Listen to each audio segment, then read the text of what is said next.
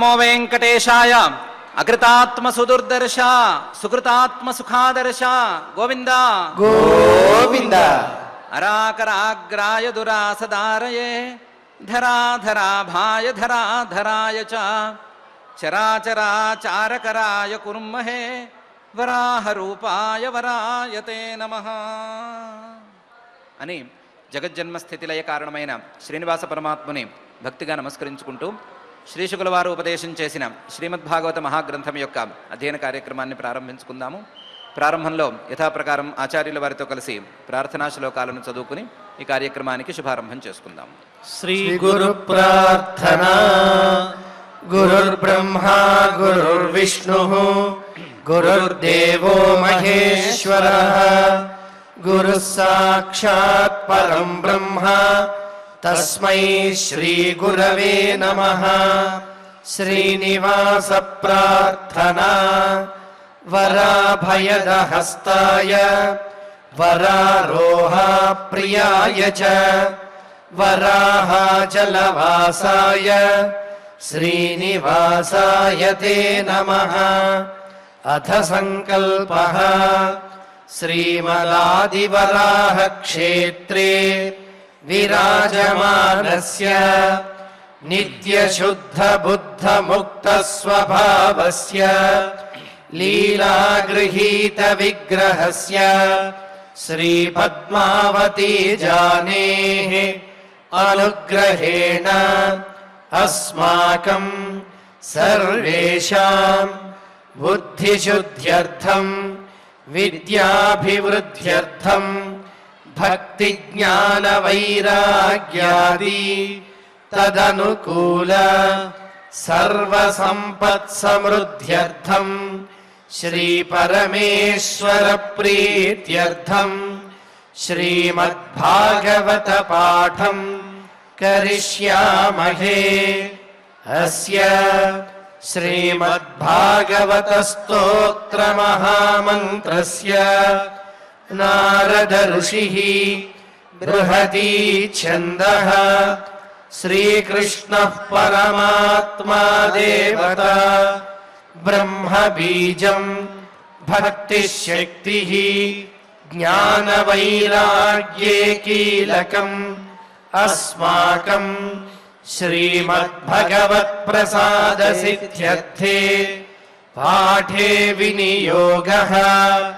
ధ్యానం నారాయణాద్భుతవరాహ వినీయమానాం దంష్ట్రాగ్రకోటికిరణావలిపూర్యమాణాం వ్యాసప్రసూతశుకవాక్య విగీయమానాం విశ్వంభరాం నమత భాగవతామితాభాం. శ్రీ గురుభ్యో నమః. స్వయంభవ మనువు గారు కర్దమ ప్రజాపతి గారి దగ్గరకు వచ్చారు. వచ్చి నేను నీకు మా అమ్మాయిని దేవహూతినిస్తాను, తీసుకోవలసింది అని చెప్పారు. చెప్పడం చాలా వినయంగా చెప్పారు, లాజికల్గా చెప్పారు. నువ్వు కూడా వివాహార్థం సిద్ధంగా ఉన్నావు కాబట్టి తప్పక తీసుకోవలసింది అని అన్నారు. దాని మీద కర్దమ ప్రజాపతి గారు ఏం మాట్లాడారు, ఎలా మాట్లాడారు అనే విషయాన్ని మైత్రేయ మహర్షి గారు చెప్తున్నారు. ఋషిరువాచ, కర్దమ ప్రజాపతి గారు అంటున్నారు, బాఢముద్బోఢు కామోహం అప్రత్తాచ తవాత్మజ ఆవయోరనురూపోసౌ ఆద్యో వైవాహికో విధి అని. తాను వివాహార్థం సిద్ధంగా ఉన్నాను, ఆ విషయం తనకి తెలుసు, వచ్చిన ఆయన కూడా చెప్తున్నాడు. వివాహం కోసం 10,000 సంవత్సరాల పాటు తపస్సు చేసినటువంటి వాడు. ఇలాంటి సందర్భంలో పరమాత్మ ప్రత్యక్షమయ్యి నీకోసం మనిషిని పంపిస్తున్నాను, నేను ఏర్పాటు చేశాను, ఆయన వచ్చి పిల్లనిస్తాడు అన్న తర్వాత, ఆ వచ్చిన మనిషి వినయంగా మాట్లాడిన తర్వాత ఈయన దాన్ని ఎలా తీసుకోవాలి, దాన్ని ఎలా యాక్సెప్ట్ చేయాలి అనటాన్ని నిరూపిస్తూ ముందు బాఢం సరే అని అన్నాడు. బాఢం సరే, మీరు అమ్మాయిని ఇస్తానంటున్నారు, తప్పకుండా తీసుకుంటాను. బాఢం నిజమే, ఉద్వోఢు కామోహం, నేను వివాహం కోసం సిద్ధంగా ఉన్నాను, నిజమే.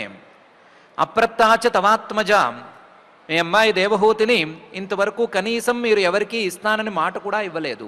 అప్రత్తాచ తవాత్మజ, ఎవరితోనూ ఇంతవరకు సంబంధం గురించి మాటలు రావటం లేదా పెళ్లి చూపులు అవ్వటం లాంటివేమీ జరగలేదు. అసలు ఆ వ్యవహారం ఇంకోటితో మీరు చేయలేదు. నేను వివాహం కోసం సిద్ధంగా ఉన్నాను, మీ అమ్మాయిని కూడా మీరు వివాహం కోసం సిద్ధంగా ఉంచారు. అమ్మాయిని ఇంతవరకు ఎవరికి ఇస్తామనే మాట అనలేదు. కాబట్టి ఆవయోరనురూపోసౌ ఆద్యో వైవాహికో విధి, ఈ ముఖ్య వివాహ పద్ధతి అనేది మాకు అనురూపంగా అంటే యోగ్యంగానే ఉంటుంది. ఆవయోహో అనురూపోసౌ ఆద్యో వైవాహికో విధి. బ్రాహ్మ వివాహం కానీ లేదా ప్రాజాపత్య వివాహం కానీ ఆద్య వివాహం అయినట్లయితే ఆ వివాహ పద్ధతి మాకు అనుకూలంగానే అనురూపంగానే ఉంటుంది. నేను తప్పనిసరిగా మీ అమ్మాయిని స్వీకరిస్తాను అని అన్నాడు. బాఢముద్బోఢు కామోహం అప్రత్తాచ తవాత్మజ ఆవయోరనురూపోసౌ ఆద్యో వైవాహికో విధి అనేటువంటి శ్లోకంలో ఆద్యో వైవాహికో విధి అంటే ఏ రకమైనటువంటి విధి, ఏ రకంగా మా అమ్మాయిని నువ్వు స్వీకరిస్తావు అని అంటే దానికి పై శ్లోకంలో చాలా అందంగా సమాధానం చెప్తున్నాడు. నేను మంత్రపూర్వకంగా మీ అమ్మాయిని స్వీకరిస్తాను. కామస్సభూయాన్ నరదేవతే స్యాహ పుత్ర్యా సమామ్నాయ విధౌ ప్రతీత క ఏవతే తనయాం నాద్రియేత స్వయైవ కాంత్యా క్షిపతీమివ శ్రియం అనే శ్లోకంలో నువ్వు శ్రద్ధగా నాకు కన్యాదానం చేసుకుంటాను అనంటే ఎలా స్వీకరిస్తాను అంటే మంత్రపూర్వకంగా స్వీకరిస్తాను. కామస్సభూయాత్, నేను నన్ను మంత్రపూర్వకంగా వివాహం చేసుకోవాలి అనేటువంటి కోరిక మీ అమ్మాయికి ఉంది కదా. కామః సభూయాత్, ఆ కోరిక తప్పనిసరిగా తీరుతుంది. కామస్సభూయాత్ నరదేవ, ఓ రాజా, ఓ స్వయంభూ రాజా, తే అస్యాహ పుత్ర్యాహ, నీ ఈ కూతురు తీసుకొచ్చావు దేవహూతి అనేటువంటి కూతురు, ఈవిడ నన్ను వివాహం చేసుకోవాలి అని కోరుకుంది కదా, ఆ కోరిక తప్పనిసరిగా తీరుతుంది. అందులోనూ మంత్రపూర్వకంగా వివాహం చేసుకోవాలి అనే కోరిక తీరుతుంది. యహ సమామ్నాయ విధౌ ప్రతీత, వేద విహితమైనటువంటి విధానాలలో కల్లా ప్రసిద్ధమైన విధానం ఉంది కదా. గృభ్ణామితే సుప్రజాస్త్వాయ హస్తం మయా పత్యా జరదష్టిర్ యథాసహ అనే మంత్రంతో కన్యను స్వీకరించటం అనేటువంటి విధానం ఉంది కదా. ఆ విధానంతో నేను స్వీకరిస్తాను. నేను వరుడు ఆ వధువుతో అంటున్నాడు, నేను నీ చేయి పట్టుకుంటున్నాను. గృభ్ణామితే సుప్రజాస్త్వాయ, మనిద్దరం కలిసి వివాహం చేసుకుని మంచి సంతానాన్ని కందాము. హస్తం మయా, నేను నీ హస్తాన్ని పుచ్చుకున్నాను కదా, నీ హస్తాన్ని నేను తీసుకున్నాను కదా, నీ చేతిలో చెయ్యేసి నిన్ను స్వీకరించాను కదా. మయా పత్య జరదష్టిర్ యథాసహ, నాతో కలిసి నువ్వు విడివడకుండా విడిగా ఉండకుండా కలిసిమెలిసి ఉండువుగాక. మనిద్దరం కలిసిమెలిసి సంసారంలో గృహస్థాశ్రమంలో ఉందాము. మనిద్దరికీ కలిసి మంచి సంతానం పుట్టుగాక. ఆ మంచి సంతానం కోసం మనిద్దరం కలిసిమెలిసి ఉండటం కోసం నేను నీ చేతిని పట్టుకుంటున్నాను, మీ నాన్నగారు ఇచ్చినటువంటి నీ చేతిని నేను పట్టుకుంటున్నాను అని మంత్రం చెప్తాడు కదా. ఆ మంత్రంతో మీ అమ్మాయి చేతిని నేను పట్టుకుంటాను, మంత్రపూర్వకంగానే ఈ స్వీకారం చేస్తాను. నువ్వు మంత్రపూర్వకంగా స్వీకారం చేస్తావా, ఇంకో రకంగా స్వీకారం చేస్తావా అని పెద్దగా అడగటం లేదు. అసలు అంగీకరిస్తావా లేదా అని అడుగుతున్నావు. అంగీకరించనేమో అనేటువంటి సందేహంతో నేను ఇస్తే నువ్వు కాదనకూడదు, ఇస్తే కాదంటే ఇంకోటి చోటుకి వెళ్ళాల్సి వస్తుంది, ఇంకో సంబంధం చూసుకోవాల్సి వస్తుంది అంటున్నావు. అసలు అన్ని మాటలు ఎందుకు పుడుతున్నాయో తెలియట్లేదు. క ఏవతే తనయాం నాద్రియేత, మీ అమ్మాయిని ఎవరు కాదంటారు. క ఏవతే తనయాం నాద్రియేత, తే తనయాం, మీ అమ్మాయిని ఎవరు కాదనగలరు, ఎవరు ఆదరించకుండా ఉండగలరు. అమ్మాయిని చూస్తే ఎవరు కాదనుకునేలా లేదు. స్వయైవ కాంత్య క్షిపతీమివ శ్రియం, ఆవిడ రాజపుత్రిక కాబట్టి ఎన్నెన్నో ఆభరణాలను వేసుకొచ్చింది. ఆభరణాలున్నాయి, ఒంటి మీద నిండా నగలున్నాయి, నగలు చాలా అందంగా ఉన్నాయి. నగలు అందంగా ఉన్నాయా, పిల్ల అందంగా ఉందా అని అడిగితే ఈ అందాలు ఒకదానితో ఒకటి పోటీ పడుతున్నట్లున్నాయి. అమ్మాయి అందము, నగల అందము రెండు కూడా పోటీ పడుతున్నట్లున్నాయి. పోటీని జాగ్రత్తగా గనక గమనించినట్లయితే స్వయైవ కాంత్యా ఈ అమ్మాయి తన యొక్క శరీరం తాలూకు శోభతో క్షిపతీం ఇవ శ్రియం ఈ నగల తాలూకు అందాన్ని తొక్కేస్తున్నట్లుగా కనిపిస్తోంది. ఈ రెండు అందాలలో అమ్మాయి తాలూకు అందమే చాలా గొప్పగా ఉంది. క్షిపతీమివ శ్రియం ఈ అమ్మాయి అసలు ఈ నగల తాలూకు అందం కాదు, లక్ష్మీదేవి అందాన్నే కాదనే స్థాయిలో ఉంది. ఇంత అందంగా ఇంత సౌభాగ్యంతో కనిపిస్తున్నటువంటి మీ అమ్మాయిని ఎవరు మాత్రం కాదనుకుంటారు అని ఆయన కర్దమ ప్రజాపతి గారు మనువు గారితో అన్నారు. నేను మంత్రపూర్వకంగా మీ అమ్మాయిని స్వీకరిస్తాను. మీ అమ్మాయిని స్వీకరించటం జరగకపోవటం అనేది ఉండనే ఉండదు. మీ అమ్మాయిని అందరూ ఆదరించవలసిందే, ఆదరంతో స్వీకరించవలసిందే అనేటువంటి 2 పాయింట్స్ చెబుతూ కామస్సభూయాన్ నరదేవతేస్యా పుత్ర్యా సమామ్నాయ విధౌ ప్రతీత క ఏవతే తనయాం నాద్రియేత స్వయైవ కాంత్యా క్షిపతీమివ శ్రియం అనే ఈ శ్లోకంలో. ఏంటి అందం గురించి మాట్లాడుతున్నావు, మా అమ్మాయి అందం గురించి నీకేం తెలుసు అంటే మీ అమ్మాయి అందం గురించి కథలుగా చెప్పుకుంటున్నారు. అందులో ప్రధానమైనటువంటి కథ యాం హర్మ్యపృష్ఠే క్వణదంఘ్రిశోభాం విక్రీడతీం కందుక విహ్వలాక్షీం విశ్వావసుర్న్యపతత్ స్వాద్విమానాత్ విలోక్య సమ్మోహ విమూఢచేతా అని అంటున్నాడు కర్దమ ప్రజాపతి గారు. నువ్వు రాజపుత్రిక కాబట్టి, వయసు వచ్చిన అమ్మాయి కాబట్టి ఎక్కువ బయటికి పంపించలేదు. ఆవిడ ఆటల్ని కూడా ఆటల కోసం గ్రౌండ్స్కి పంపించడం ఆ పనులేం పెట్టుకోలేదు, సెక్యూరిటీ ప్రాబ్లమ్స్ వస్తాయి అని. ఏం చేశావు అంటే నీ టెర్రస్ మీదే కాస్తంత ఆటలకు కావాల్సిన ఏర్పాట్లు చేసి టెర్రస్ మీదే ఆడుకోమని చెప్పావు. బయటికి వెళ్ళొద్దు, బయట ఎవరికంటా పడవద్దు అని జాగ్రత్తలు చేశావు. ఆవిడ ఒకరోజు టెర్రస్ మీద ఆడుకుంటోంది, బాల్తో ఆడుకుంటోంది, బాల్ కింద కొట్టుకుంటూ ఆడుకుంటోంది. ఆడుకుంటూ ఉంటే ఆవిడ గజ్జలు ఘల్ఘల్ఘల్మంటూ శబ్దం చేస్తున్నాయి. ఘల్ఘల్మనేటువంటి శబ్దం పైన ఆకాశ మార్గంలో విమానంలో వెళుతున్నటువంటి విశ్వావసువు అనేటువంటి గంధర్వరాజుకి వినిపించింది. గంధర్వులంటేనే మహా అందగాళ్ళు అని పేరు.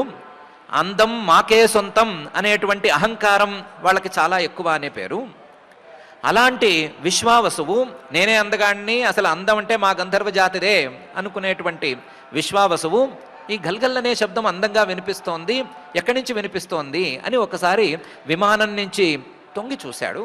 తొంగి చూసేసరికి యాం హర్మ్యపృష్ఠే టెర్రస్ మీద క్వణదంఘ్రి శోభాం ఈవిడ గజ్జలు ఘల్ఘల్మంటూ శబ్దం చేస్తూ ఉంటే ఆ అందెలతో అందంగా ఉండేటువంటి విక్రీడతి ఆటలాడుకునేటువంటి నీ కూతురు కనిపించింది.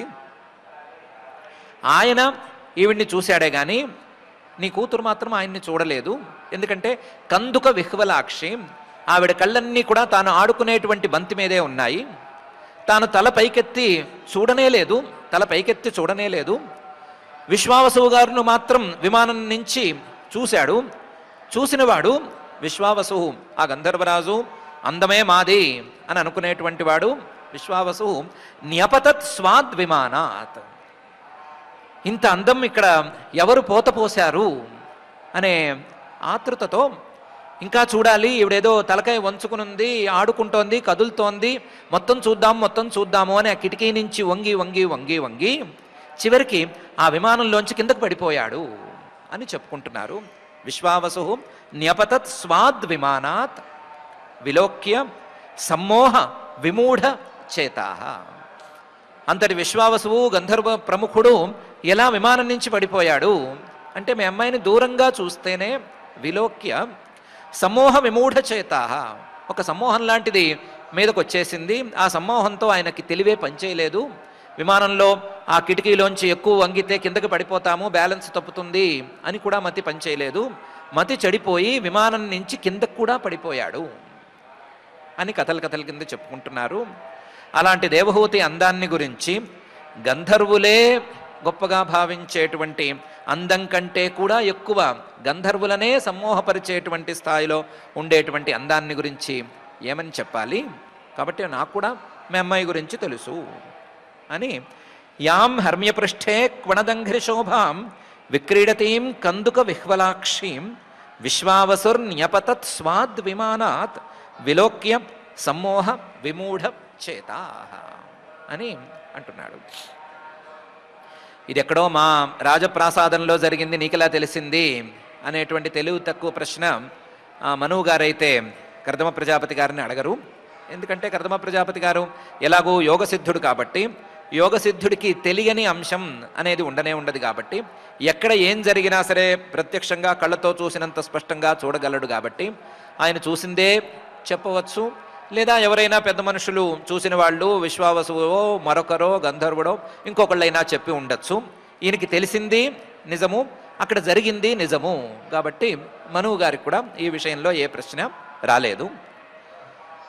రాకపోతే పైన కర్దమ ప్రజాపతి గారే అంటున్నారు, ఇలాంటి అందగత్తె తాం ప్రార్థయంతి లలనా లలామం అసేవిత శ్రీచరణైరదృష్టాం వత్సాం మనోహ ఉచ్చపద స్వసారం కో నానుమన్యేత బుధోభియాతాం అని. ఈవిడ అందం గంధర్వులనే సమ్మోహపరిచేటువంటి అందం. అలాంటి అందగత్తెని మీరు నాకు ఇస్తానంటున్నారు. ఎప్పుడైనా సరే వివాహం చేసుకునేటువంటి సందర్భంలో పెళ్లి కూతురు అందం గురించి మాట్లాడుకోవటం అనేది తప్పేం కాదు, కోరుకోవచ్చు, అందంగా ఉండాలి అని కోరుకోవచ్చు. ఈవిడ అందాలకే అందం లాంటిది కాబట్టి తప్పనిసరిగా తీసుకోవచ్చు. దీనికి తోడు ప్రార్థయంతి, నన్నే పతిగా ఈవిడ కోరుకుంటోంది. ఈ కారణంతో కూడా ఈవిడ్ని భార్యగా స్వీకరించవచ్చు. లలనా లలామం, స్త్రీలలో కల్లా కూడా శ్రేష్ఠురాలు ఈవిడ, ఈ కారణంతో కూడా స్వీకరించవచ్చు. అసేవిత శ్రీచరణైరదృష్టాం, ఈవిడ్ని చూడాలి అంటే, కనీసం ఈవిడ్ని చూడాలి అంటే లక్ష్మీదేవి పాదాలకు ఎన్నెన్నో పూజలు చేసి ఉండాలి. అలాంటి పూజలు చేసిన వాళ్ళలో గొప్పవాడైనటువంటి విశ్వావసువు గారికే ఈవిడి పూర్తి దర్శనం అనేది లభించలేదు. చూద్దాం చూద్దాం అనుకుని వంగి కింద కూడా పడిపోయాడు, ఆయన కూడా చూడలేకపోయాడు. అలాంటి అసేవిత శ్రీచరణై రదృష్టాం, చూడటానికి కూడా నోచుకోలేనటువంటి స్థాయిలో ఉన్న ఆవిడ ఈవిడ. ఇలాంటి ఆవిడ వివాహానికి సిద్ధంగా ఉంటే కాదనుకోవటానికి లేదు. దీనికి తోడు వత్సాం మనోహ, మీ అమ్మాయి, కాదనటానికి లేదు. ఉచ్చపద స్వసారం, ఈవిడ అన్నగారు ఉత్తానపాదుడు చాలా గొప్పవాడు, ఆయనకి పేరే ఉత్తానపాదుడు. భూమి మీద కాలు అనేది కాదు ఆయన యోగ సాధనకి. భూమి మీద నుంచి జానం లేదా బెత్తడో కాళ్ళు పైకి తేలి ఆడుతూ ఉండేవి, అందువల్ల భూమి మీద కాలు ఆనించడు అనేటువంటి పేరుతో ఉత్తానపాద అనే పేరు ఆయనకు వచ్చింది. అలాంటి వాడికి చెల్లి అని అంటున్నారు. ఉచ్చపద స్వసారం, మీ అమ్మాయి ఉత్తానపాదుడికి చెల్లి అంటే కాదనటానికి ఏమి అడ్డం ఉంటుంది? మనువుగారంటే ధర్మానికి ప్రతీక, అలాంటి ధర్మానికి కుమార్తె అంటే ఈవిడ ధార్మికత్వం గురించి చెప్పనక్కర్లేదు కాబట్టి ఈవిడ్ని కాదనటానికి లేదు.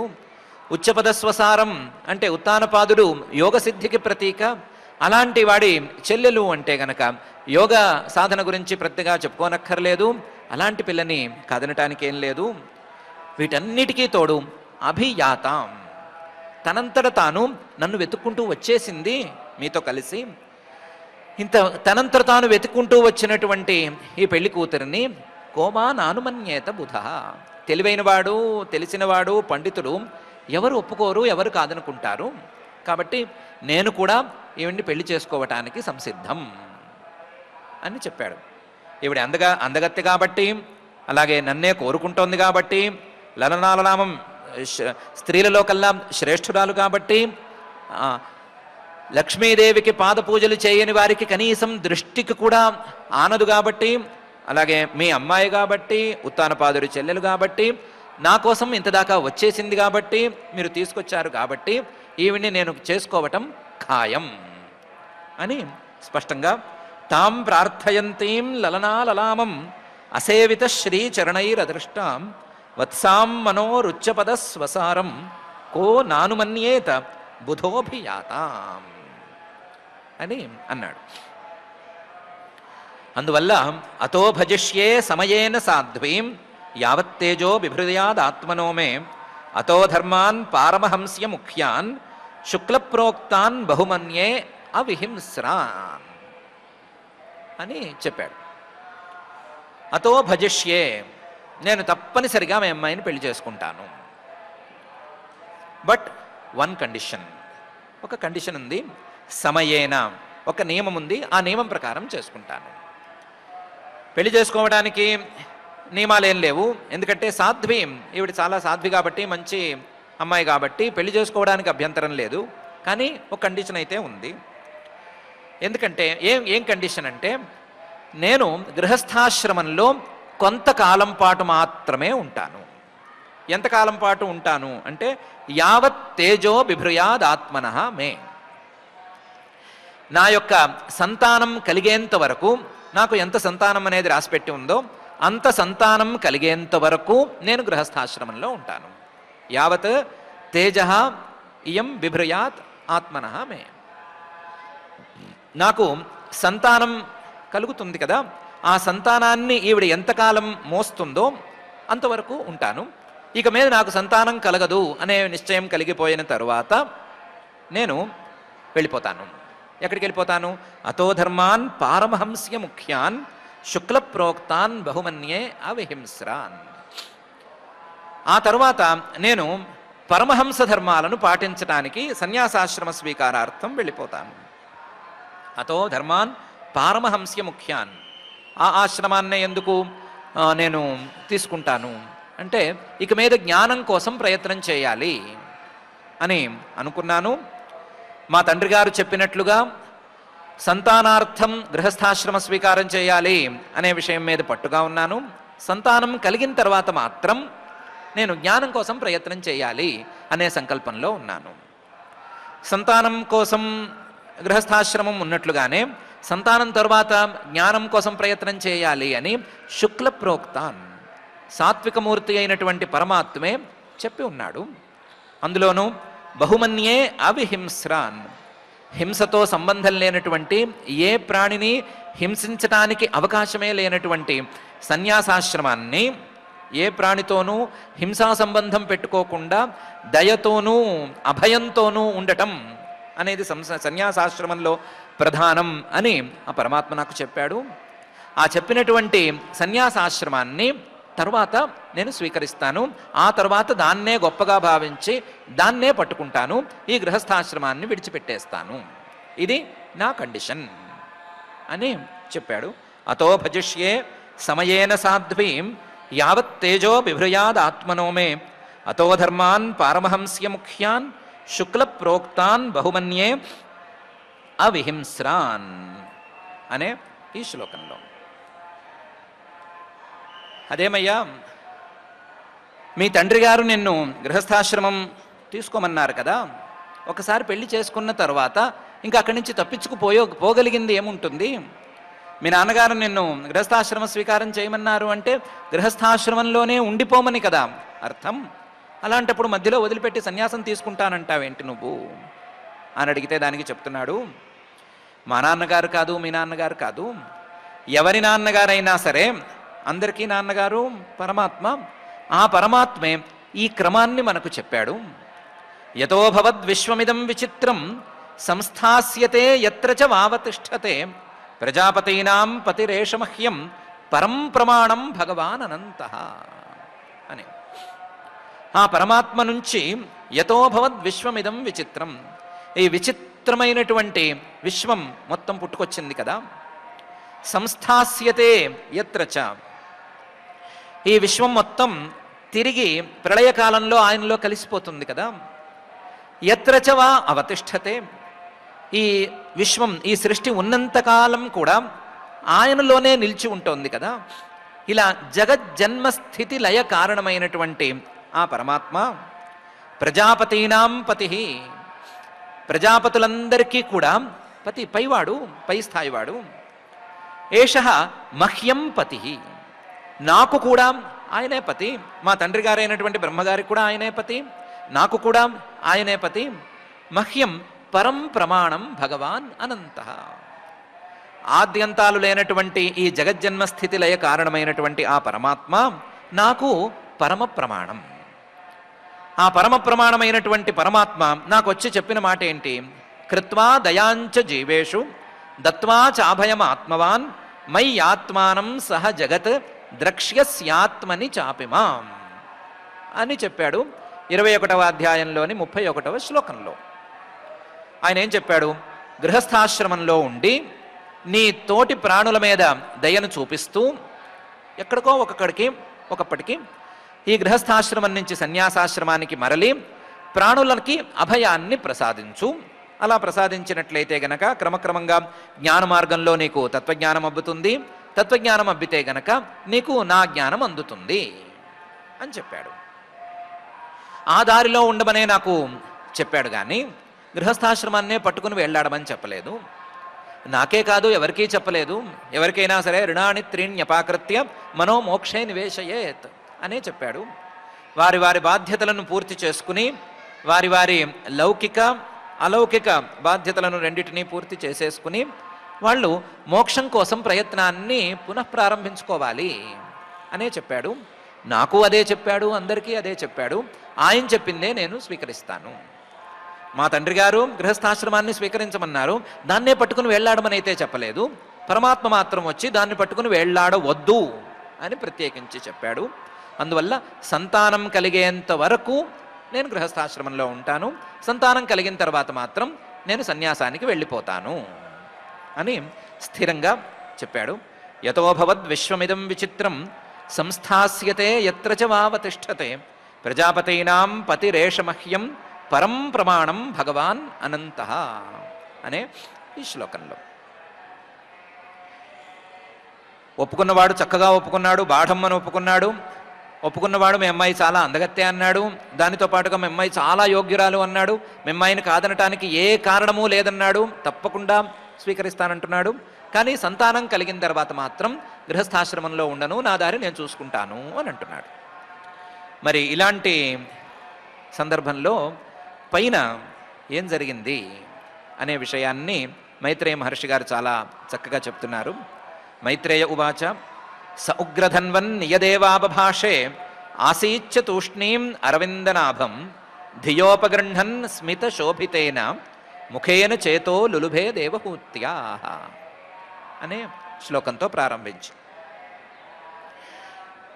సహా ఆ కర్దమ ప్రజాపతి గారు ఉగ్రధన్వన్, ఓ విదురా, ఇయదేవ ఆబభాషే, ఇంతే మాట్లాడాడు. ఏమని మాట్లాడాడు? బాఢం, నేను సరిగ్గా తప్పనిసరిగా పెళ్లి చేసుకుంటాను, కాకపోతే సంతానం అయ్యేంత వరకు, సంతానం పుట్టేంత వరకే ఇక్కడ ఉంటాను, తర్వాత నేను సన్యాసానికి వెళ్ళిపోతాను అని ఇంతవరకే మాట్లాడాడు.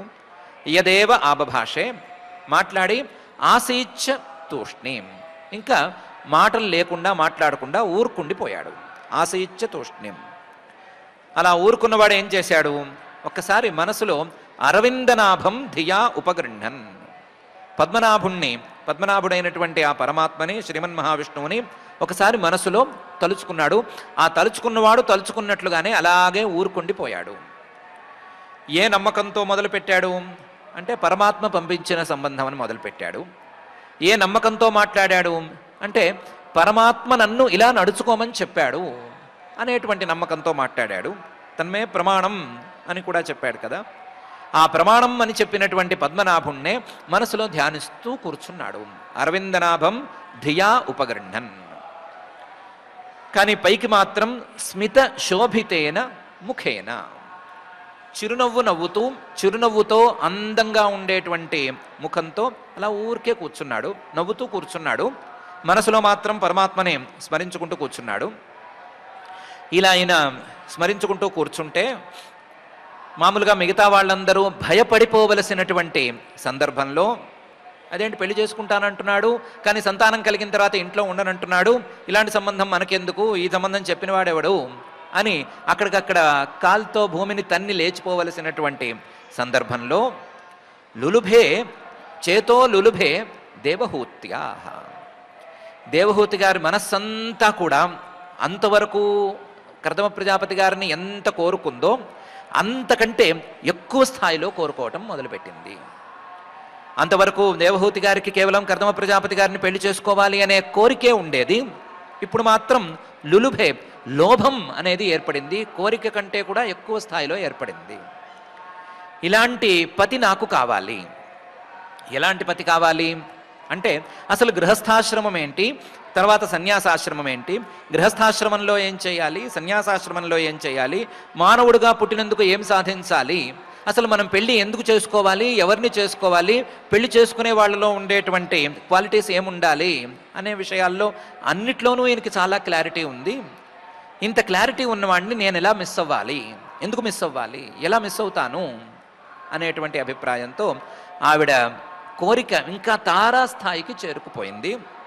అలా ఆవిడ కోరిక తారాస్థాయిగా చేరుకుపోయేంతగా ఈయన ఆవిడ్ని ఆకర్షించేశాడు అని మైత్రేయ మహర్షి గారు చెప్తున్నారు. దేవహూతి గారు ఈ మాట విని కంగారు పడలేదు. ఆయన మాటల్లో ధర్మం ఉంది, జ్ఞానం ఉంది, అన్నీ ఉన్నాయి. కాబట్టి ఇలాంటి వాడు నాకు కావాల్సిందే అని అనుకుంది. ఇంతవరకు కావాలి అనుకున్నది కాస్త ఇలాంటివాడు నాకు కావాల్సిందే, ఇలాంటివాడు నాకు దక్కి తీరాల్సిందే అని అనుకుంది అని చెప్తున్నారు. స ఉగ్రధన్వన్ నియదేవావభాషే ఆసీచ్య తూష్ణీం అరవిందనాభం ధియోపగృహన్ స్మిత శోభితేన ముఖేన చేతో లులుభే దేవహూత్యా అనే ఈ శ్లోకంలో. మరి ఇటు స్వయంభవమనువు గారు కానీ శతరూప కానీ వీళ్ళిద్దరూ ఎలా ఫీల్ అయ్యారు అని అంటే, స్వయంభవమనువు గారు మాత్రం దీన్ని పాజిటివ్గా తీసుకున్నారు. ఎందుకంటే ఆయనే తర్వాత మనుస్మృతిలోనో లేదా ధర్మశాస్త్ర గ్రంథాల్లోనో తన మాటల్లోనో వ్యక్తం చేసిన భావం ఇదే. గృహస్థాశ్రమంలో కొంత దూరం బాధ్యతలు తీరేంత వరకు ఉండాలి. ఆ బాధ్యతలు తీరటం అనేది ఎవరు ఏ పాయింట్ని పెట్టుకుంటారో ఆ పాయింట్ వరకు ఉండాలి. ఆ తరువాత మోక్షం మీద మనస్సును నిలపాలి, మోక్షం కోసం అర్రులు చాచాలి అనే మాట తానే చెప్పదలుచుకున్నాడు, చెప్పాడు కూడాను. అందువల్ల ఆయనేమి పెద్దగా దీన్ని తప్పుగా అనుకోలేదు. కాకపోతే భార్య శతరూప ఉంది కాబట్టి ఆవిడ అభిప్రాయం ఏంటి అని మాత్రమే కనుక్కోవాలనుకుని సోనుజ్ఞాత్వా వ్యవసితం మహిష్యా దుహితుస్ఫుటం తస్మై గుణగణాఢ్యాయ దదౌ తుల్యాం ప్రహర్షిత అనే తీరులో అక్కడికక్కడ పని పూర్తి చేసేశాడు అని చెప్తున్నారు. సహా ఆయన మనువు గారు అనుజ్ఞాత్వా వ్యవసితం దుహితు కూతురు దేవహూతి గారు ఏం చెప్తోంది అనే విషయం శ్రద్ధగా విన్నాడు. ఆవిడ్ని అభిప్రాయం అడిగితే ఆవిడ నాకు ఈయనే కావాలి అని చెప్పేసింది, అది పక్కకి జరిగిపోయింది. పక్కనుండే శతరూప ఈవిడేమనుకుంటోంది అని ఒకసారి ఆవిడ్ని అడిగాడు. శతరూప కూడా ఇందులో తప్పేమీ లేదు, ఆయన మాట్లాడే మాటల్లో తప్పు కనిపించడం లేదు, ధర్మము కనిపిస్తోంది, జ్ఞానము కనిపిస్తోంది. ఇలాంటి వాడికి ఇవ్వమని పరమాత్మే ఆదేశం ఇచ్చిన తర్వాత మనం ఎందుకు ఆలోచన చేయాలి అని చెప్పేసింది.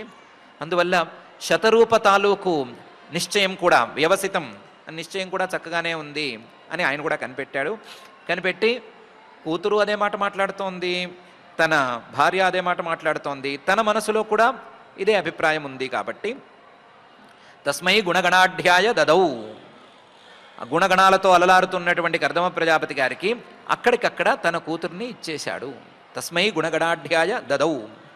ఎలాంటి కూతుర్నిచ్చాడు? తుల్యాం, ఆయనతో సమానంగా ఆలోచించేటువంటి, ఆయనతో ఆ వేవ్ లెంగ్త్ అంటారు కదా, అది కుదిరినటువంటి తన కుమార్తె దేవహూతిని అక్కడికక్కడ ఇచ్చేశాడు. ఇచ్చేటప్పుడు ప్రహర్షిత, చాలా ఆనందంగా ఇచ్చాడు. ఇలాంటి యోగ్యుడికి జ్ఞానం కోసం ప్రయత్నం చేయాలి అనేటువంటి అభిప్రాయం ఉన్నవాడికి నేను పిల్లనిస్తున్నాను అనేటువంటి ఆనందంతో అక్కడికక్కడ పిల్లనిచ్చేశాడు అని మైత్రేయ మహర్షి గారు చెప్తున్నారు. సోనుజ్ఞాత్వా వ్యవసితం మహిష్యా దుహితు స్ఫుటం తస్మై గుణగణాఢ్యాయ దదౌ తుల్యాం ప్రహర్షిత అనే ఈ శ్లోకంలో. అయితే ఇలాంటిదేదో జరుగుతుంది అని శతరూప గారు ముందే జాగ్రత్త పడింది. ఈయన స్వయంభవమనువు గారు సరి అయిన వరుడు దొరికితే ముహూర్తాలవి చూసుకోడు, మా రాజ్యానికి రా, మా ప్యాలెస్లో పెళ్లి చేస్తాను ఇలాంటి మాటలు మాట్లాడు, లేదా డెస్టినేషన్ వెడ్డింగు లాంటి మాటలు ఆయన దగ్గర ఏమీ చెల్లవు, ఇవ్వదలుచుకుంటే అక్కడికక్కడ ఇచ్చేస్తాడు అని ముందే ఆవిడ ఊహించి వచ్చేటప్పుడే వివాహానికి కావలసినటువంటి ఏర్పాట్లను తను కూడా తెచ్చుకుని శతరూపా మహారాజ్ఞి పారిబర్హాన్ మహాధనాన్ దంపత్యో పర్యదాత్ ప్రీత్య భూషా వాస పరిచ్ఛదాన్ అనే తీరులో తాను కూతురికి ఇవ్వవలసింది లేదా అల్లుడికి పెట్టవలసినవి వీటన్నిటినీ కూడా చక్కగా అక్కడికక్కడ పెట్టేసుకుంది. వచ్చేటప్పుడే తెచ్చుకుంది.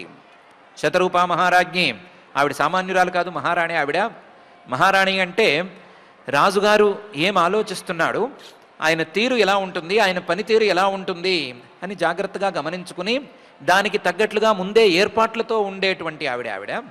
అందువల్ల మహారాజ్ఞి అయినటువంటి శతరూప ముందే వివాహ కాలంలో వరుడికి ఇవ్వాల్సినవి లేదా పెళ్లికూతురికి పెట్టాల్సిన నగలు, పెళ్లికొడుక్కి చదివించుకోవాల్సినవి, కట్నాలు, కానుకలు ఇవన్నీ కూడా మహాధనాన్ చాలా విలువైనవి ముందే తెచ్చిపెట్టుకున్నది. ఈ పెళ్లి ఇక్కడికక్కడ జరిగేసరికి దంపత్యోహో పర్యదాత్, తెచ్చుకున్నవన్నీ కూడా ఆ గిఫ్ట్స్ అన్నీ కూడా ఈ కొత్త దంపతులకి ఇచ్చేసింది. పర్యదాత్ ప్రీత్యా చాలా ప్రేమగా ఇచ్చింది. ఆ ప్రేమగా ఇచ్చిన వాటిల్లో ప్రధానమైనవి భూష, వాస, పరిచ్ఛదాన్. భూష అలంకారాలు, నగలు, నట్ర ఇవన్నీ ఇచ్చింది. వాస మంచి మంచి పట్టుబట్టలు లాంటివి అవన్నీ ఇచ్చింది. మంచి కలెక్షన్ సాధించి పెట్టింది, అవన్నీ ఇచ్చేసింది. పరిచ్ఛదాన్ వీళ్ళ సంసారానికి కావలసినటువంటి ఉపకరణాలు అవి ఇవి ఉంటాయి కదా, రైస్ కుక్కరు లాంటివి ఉంటాయి కదా, అవన్నీ కూడా తెచ్చిన వాటిని ఇచ్చేసింది. ఇక మీద ఎలాగో వీళ్ళిద్దరూ ఒంటరిగానే ఉండాలి, ఈవిడ వంట వార్పు చేసి తీరాలి కాబట్టి ఆ వంట వార్పుకు కావలసిన సామాగ్రి, అలాగే ఆవిడ అలంకారానికి కావలసిన సామాగ్రి, మంచి బట్టలు, ఇంకా ఏమైనా పైన ఇవ్వవలసినవి అవి ఇవి కూడా అవన్నీ ఇచ్చేసింది అని శతరూపా మహారాజ్ఞి పారిబర్హాన్ మహాధనాన్ దంపత్యో పర్యదాత్ ప్రీత్యా భూషా వాస పరిచ్ఛదాన్ అనే శ్లోకంలో మహర్షి గారు చెప్తున్నారు. ఏమిచ్చింది అనేది విషయం కాదు, శతరూప గారికి కూడా ఈ వివాహం అనేది చాలా ఇష్టం, ఆ ఇష్టంతోనే ఆవిడ కూడా పనిచేసింది అని చెప్పటం ప్రధానం అని ఈ శ్లోకంలో మహర్షి గారు అంటున్నారు. ఈవిడైతే ప్రేమగా ఇచ్చేసింది, కానీ ఇస్తాను అన్నటువంటి స్వయంభవ మనువు గారే కొంచెం బాధపడాల్సిన అవసరం ఏర్పడింది అని పై శ్లోకంలో చెప్తున్నారు. ప్రతాం దుహితరం సమ్రాట్ సదృక్షాయ గతవ్యథ ఉపగుహ్య చ బాహుభ్యాం ఔత్కంఠ్యోన్మథితాశయగా మారిపోయాడు. ఆ స్వయంభవ మనువు గారు వివాహం చేసేంత వరకునేమో చేసేస్తాను అని ఊగాడు. వివాహం చేయటం అంటే ఎల్లుండి మాట్లాడడానికి వచ్చిన వాడు తాంబూలాలు పుచ్చుకుని వెళ్ళటం కాకుండా, తాంబూలాలతో సంబంధం లేకుండా అక్కడికక్కడ పెళ్లి కూడా చేసేశాడు. చేసేసిన వాడు ప్రతాం దుహితరం సమ్రాట్, తన కూతురు యోగ్యుడైనటువంటి వరుడికే వెళ్ళింది అనే నిర్ణయంతోనే ఉన్నాడు. ఆ నిర్ణయం వలన సదృక్షాయ, నా పిల్లకి తగిన జోడీ ఇప్పుడు లభించింది, నా పిల్లకు గుణగణాలతోనూ శీలంతోనూ సమానమైన వాడు దొరికాడు అని గతవ్యథ, మనసులో ఏ బాధ లేకుండానే ఉన్నాడు. మంచి సంబంధం, మంచి పిల్లవాడు, యోగ్యుడు, వరుడు, పరమాత్మే చెప్పినవాడు, అన్నీ బాగున్నాయి అని సంతోషంగానే ఉన్నాడు. కానీ అయ్యో పిల్లని ఇక్కడే వదిలిపెట్టి వెళ్ళవలసి వస్తోందే అని పాపం బాధపడ్డాడు.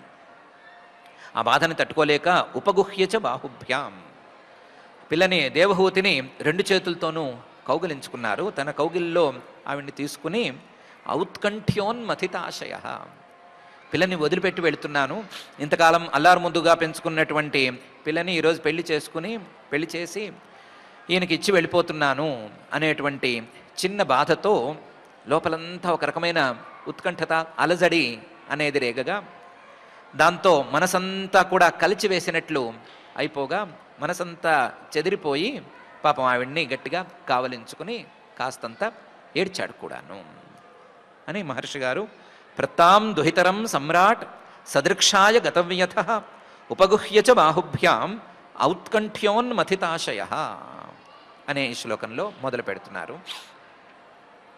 అయితే ఏడుపులు రెండు రకాలు, అందులోనూ పెళ్లిలో చివరి సమయంలో పిల్లని పంపించే సమయంలో వచ్చే ఏడుపులు రెండు రకాలు. ఒకటి ఏడవకపోతే బాగుండదు అనే బ్యాచ్ ఏడ్చే ఏడుపులు. ఆ పెళ్ళి చేసి పిల్లని అత్తారింటికి పంపించేటప్పుడు నలుగురు ఏడిస్తేనే అందంగా ఉంటుంది, ఆ కార్యక్రమానికి అందం వస్తుంది, లేకపోతే ఈ పిల్లంటే ఎవరికీ ఇష్టం లేదు, వదులుచుకుంటున్నారు అని అనుకుంటారేమో అనే భయంతో ఏడ్చే బ్యాచ్ ఒకటి. అలా కాకుండా ప్రేమగా ఉండేటువంటి, ప్రేమతో ఏడ్చేటువంటి విధానం ఒకటి అని రెండున్నాయి. అందులో ఈయనది మాత్రం అశక్నువంస్తద్విరహం ముంచన్ బాష్పకలాం ముహు ఆశించదంబవత్సేతి నేత్రోదైర్దుహితు దుహితు శిఖా అనే తీరులో ఉండే బాధ అని మహర్షి గారు అంటున్నారు.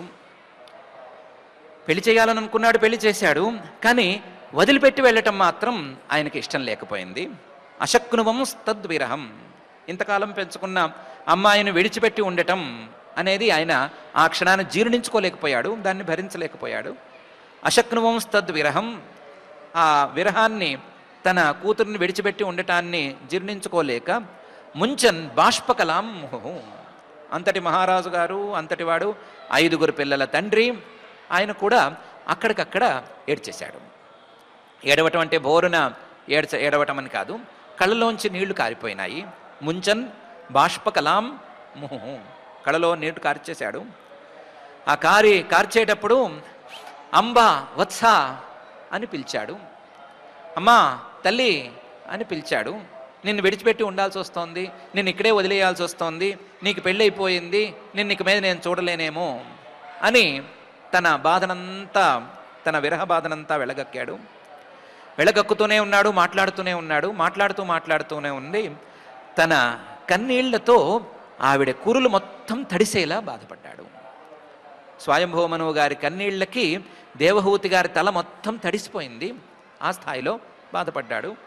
తండ్రి, ఇష్టపడి పెంచుకున్నటువంటి తండ్రి ఆడపిల్ల అత్తారింటికి వెళుతూ ఉంటే ఏ స్థాయిలో బాధపడతాడో ఆ స్థాయిలో బాధపడ్డాడు అని మహర్షి గారు అశక్నువం తద్విరహం ముంచన్ బాష్పకలాం ముహు ఆశించదంబవత్సేతి నేత్రోదైర్దుహితు శిఖా అనే ఈ శ్లోకంలో చెప్తున్నారు.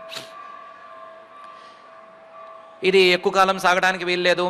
ఎవరో పక్కనున్న వాళ్ళు, అయ్యా ఇది తప్పదు, ఎవరికైనా తప్పదు, మీకైనా తప్పదు, మాకైనా తప్పదు, ఇంకా కాలం మించిపోతోంది, మామూలుగా అయితే అత్తవారింటికి పిల్లని పంపించండి అనాలి, ఇక్కడ మాత్రం మనం బయలుదేరదాం పదండి, వాళ్ళిద్దరినీ వదిలేసి మనం బయలుదేరదాం పదండి అని అనాల్సిందే. అలాంటి అనటం జరిగిన తర్వాత ఆమంత్రియచితం మునివరం అనుజ్ఞాత సహానుగ ప్రతస్థే రథమారుహ్య సభార్య స్వపురం నృప అనే తీరులో ఆయన తన పురానికి, తన నగరానికి ప్రయాణమయ్యాడు అని మహర్షి గారు చెప్తున్నారు. ఆమంత్ర్య తం మునివరం, కర్దమ ప్రజాపతి గారు ఇప్పుడు అల్లుడయ్యాడు.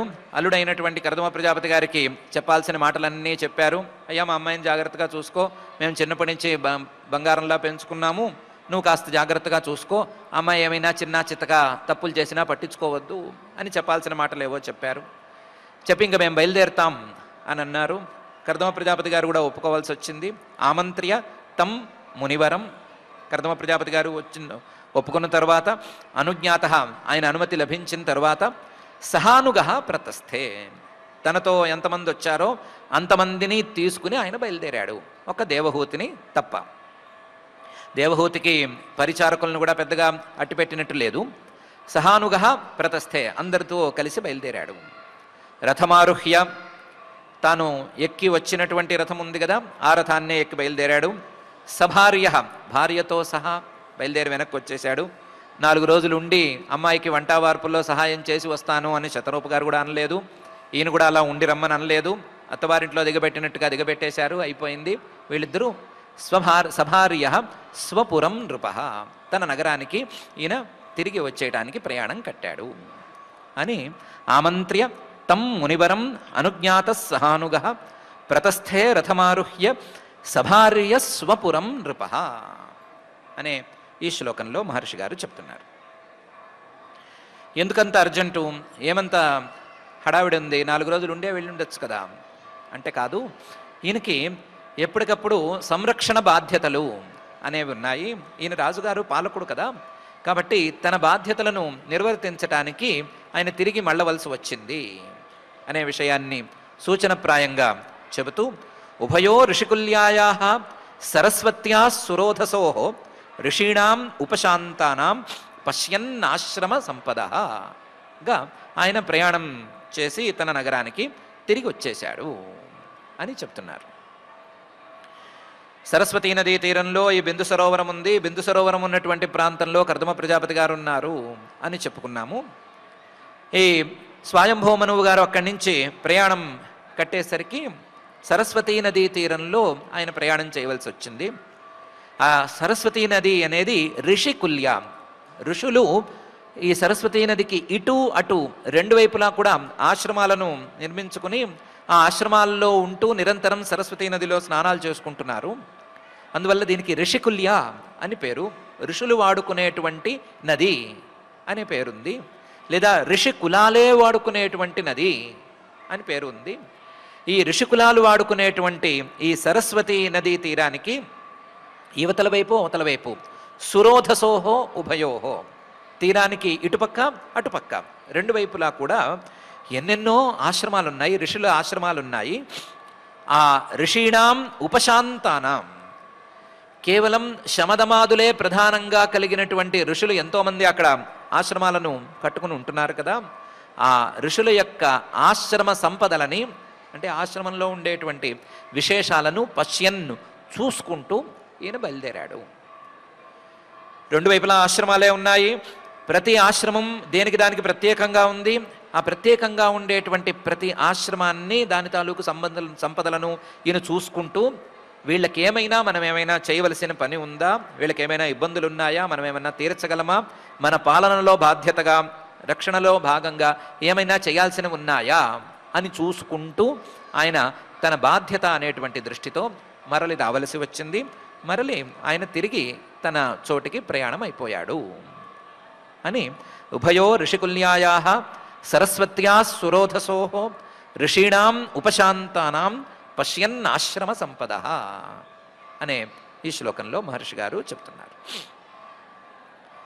ఈ తర్వాత స్వయంభవ మనువు గారు పురాన్ని చేరటం, తన నగరాన్ని చేరటం, ఆ నగరానికి ఆ పేరు ఎందుకు వచ్చింది అనేటువంటి విషయాన్ని చెప్పటం, అలాగే నగరానికి చేరిన తర్వాత మనువు గారు చేసిన పనులేంటి అనే విషయం మీద సంగ్రహమైన వివరణను మహర్షి గారు ఇవ్వబోతున్నారు. దాన్ని మనం ఎలాగూ పైన చూడబోతున్నాము. ఇప్పటికైతే మానవుడిగా పుట్టినవాడు అనుసరించవలసినటువంటి బాధ్యతలేమిటి, ఆ బాధ్యతలలో జ్ఞానాన్ని అందుకోవటం కోసం ఏమాత్రం ప్రయత్నం చేయాలి, ఆ బాధ్యత ఎంత ఉంది అనే విషయం మీద ఒక ఆలోచన అయితే చేసుకుందాము. మహర్షి గారు, కర్దమ మహర్షి గారు ఎలాగైతే నేను ఇంతవరకు గృహస్థాశ్రమంలో ఉంటాను, దీని తర్వాత నా మనస్సు మొత్తం మోక్షం మీదే పెట్టేస్తాను, మిగతా వ్యవహారాల్లో నా మనసును ఉంచుకోను అనేటువంటి క్లారిటీని చూపించుకున్నాడో తన జీవితంలో, అలా మన జీవితంలో మనం ఏమాత్రం క్లారిటీని కలిగి ఉండగలము, ఎంతవరకు ఈ విషయ లంపటత్వం, ఈ విషయ లౌల్యం అనేది ఉంటుంది, దేని తరువాత మన మనస్సు కాస్తంత మార్పుకైనా గురి అవుతుంది అనే విషయం మీద ఆలోచన చేసుకుందాము. కర్దమ ప్రజాపతి గారు చెప్పినట్లు సంతానం కలిగిన వెంటనే అనే మాట ఏమీ అక్కర్లేదు, హడావిడేమీ లేదు. ఎక్కడికో ఒకక్కడికి, ఎప్పటికో ఒకప్పటికి మనస్సులో మిగతా విషయాల మీద ఉండేటువంటి ప్రవృత్తి తగ్గి కాస్త మంచి అనేటువంటిదో లేదా పరమాత్మ తత్వమో జ్ఞానమో ఇలాంటి అభిప్రాయాలు, భావనలు వీటిని బలపరుచుకునేందుకు ప్రయత్నం చేసుకోవటానికి ఒక సమయాన్ని మనం వెతుక్కుని తీరాలి అని ఈ సంఘటన ద్వారా మనం గట్టిగా పట్టుకుందాము. అయితే ఎప్పుడో పట్టుకుందాం కాబట్టి ఇప్పుడేమీ చేసుకోనక్కర్లేదు అనేటువంటి భావనే గనక ఉన్నట్లయితే ఆ సమయం ఎప్పటికీ రాదు అనే విషయాన్ని కూడా గట్టిగానే మనం నిర్ణయించుకుందాము. కర్దమ ప్రజాపతి గారు బ్రహ్మచారిగా ఉన్న దగ్గర నుంచి గృహస్థాశ్రమం, సన్యాసాశ్రమం అనే దాన్ని ఎలా ప్లాన్డ్గా విభాగం చేసుకుని సాధించుకున్నారో అలా మనం చిన్నప్పటి నుంచి, ఈ రోజు నుంచి, ఈ క్షణం నుంచి ప్లాన్డ్గా దీన్నంతా సాధించాలి అని నిర్ణయించుకుందాము. అలా మన ప్లాన్ అంతా కూడా సరిగ్గా వర్కౌట్ అవ్వాలి అని ఆ జగజ్జన్మ స్థితి లయ కారణమైనటువంటి శ్రీనివాస పరమాత్ముని భక్తిగా ప్రార్థించుకుందాము. ఆ ప్రార్థనతో ఈ రోజుకు పారాయణ కార్యక్రమాన్ని ప్రారంభించుకుందాం. ఓం నమో వెంకటేశాయ. ఈరోజు మనం శ్రీమద్ భాగవతంలో తృతీయ స్కంధంలో 22వ అధ్యాయంలో 15వ శ్లోకం దగ్గర నుంచి పారాయణ చేసుకుంటూ ఉన్నాం.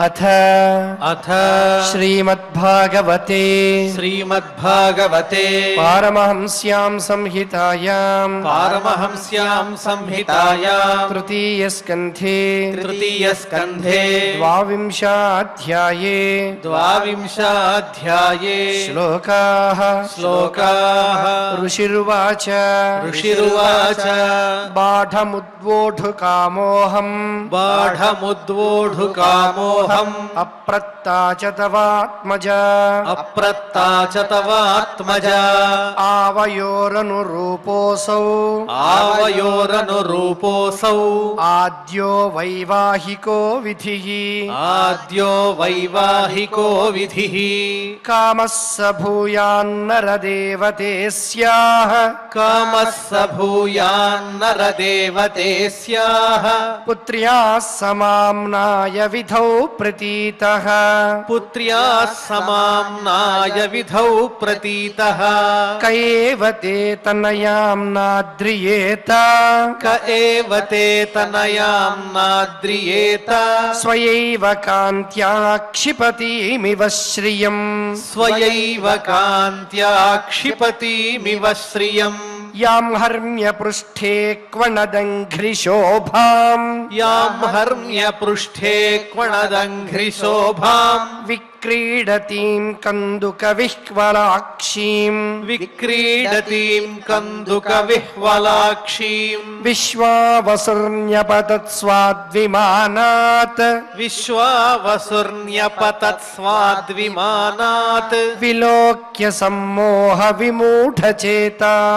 विलोक्य सम्मोहविमूढचेताः तां प्रार्थयन्तीं ललनाललामम् तां प्रार्थयन्तीं ललनाललामम् असेवितश्रीचरणैरदृष्टाम् असेवितश्रीचरणैरदृष्टाम् वत्सां मनोरुच्चपदस्वसारम् वत्सां मनोरुच्चपदस्वसारम् को नानुमन्येत बुधोऽभियाताम् को नानुमन्येत बुधोऽभियाताम् अतो भजिष्ये समयेन साध्वीम् अतो भजिष्ये समयेन साध्वीम् यावत्तेजो बिभ्रूयादात्मनो मे यावत्तेजो बिभ्रूयादात्मनो मे अतो धर्मान् पारमहंस्य मुख्यान् अतो धर्मान् पारमहंस्य मुख्यान् शुक्लप्रोक्तान् बहुमन्ये विहिंस्रान् शुक्लप्रोक्तान् बहुमन्ये विहिंस्रान् यतो भवद्विश्वमिदं विचित्रम् यतो भवद्विश्वमिदं विचित्रम् संस्थास्यते यत्र च वावतिष्ठते संस्थास्यते यत्र च वावतिष्ठते प्रजापतीनां पतिरेष मह्यम् प्रजापतीनां पतिरेष मह्यम् परं प्रमाणं भगवाननन्तः परं प्रमाणं भगवाननन्तः मैत्रेय उवाच मैत्रेय उवाच स उग्रधन्वन्नियदेवा बभाषे स उग्रधन्वन्नियदेवा बभाषे आसीच्चतूष्णीमरविन्दनाभम्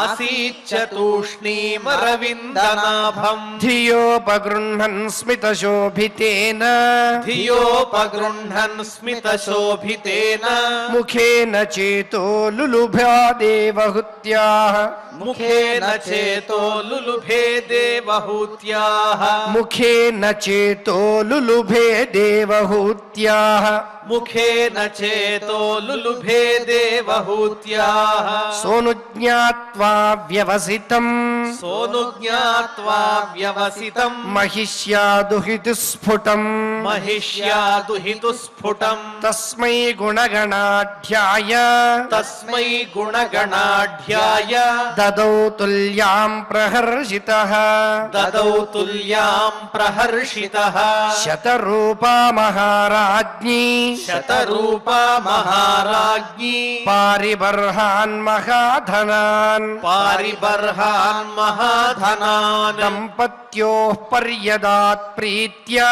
దంపత్యోః పర్యదాత్ ప్రీత్యా భూషావాసః పరిచ్ఛదాన్ భూషావాసః పరిచ్ఛదాన్ ప్రత్తాం దుహితరం సమ్రాట్ ప్రత్తాం దుహితరం సమ్రాట్ సదృక్షాయ గతవ్యథః సదృక్షాయ గతవ్యథః ఉపగుహ్య చ బాహుభ్యాం ఉపగుహ్య చ బాహుభ్యాం ఔత్కంఠ్యోన్మథితాశయః ఔత్కంఠ్యోన్మథితాశయః అశక్నువంస్తద్విరహం అశక్నువంస్తద్విరహం ముంచన్ బాష్పకలాం ముహుః ముంచన్ బాష్పకలాం ముహుః ఆసించదంబవత్సేతి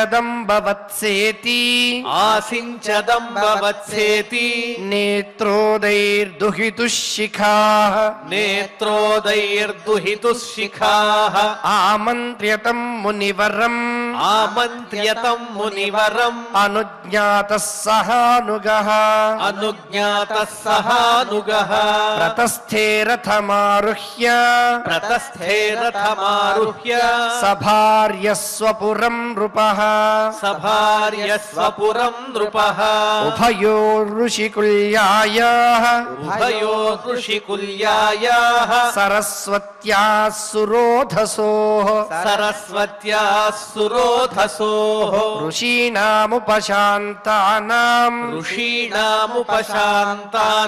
పశ్యన్నాశ్రమ సంపదః పశ్యన్నాశ్రమ సంపదః ఇతి ఇతి శ్రీమద్భాగవతే శ్రీమద్భాగవతే పారమహంస్యాం సంహితాయాం పారమహంస్యాం సంహితాయాం తృతీయస్కంధే తృతీయస్కంధే ద్వావింశాధ్యాయే ద్వావింశాధ్యాయే శ్లోకాః శ్లోకాః. పారాయణ కార్యక్రమాన్ని భక్తి శ్రద్ధలతో పరిపూర్ణం చేసుకున్నాం. ఇప్పుడు క్షమా ప్రార్థనాదులు అందరం కలిసి పలుకుదాం. అథ క్షమా ప్రార్థనా యదక్షరపదభ్రష్టం మాత్రాహీనం చ యద్భవేత్ తత్సర్వం క్షమ్యతాం దేవ నారాయణ నమోస్తుతే.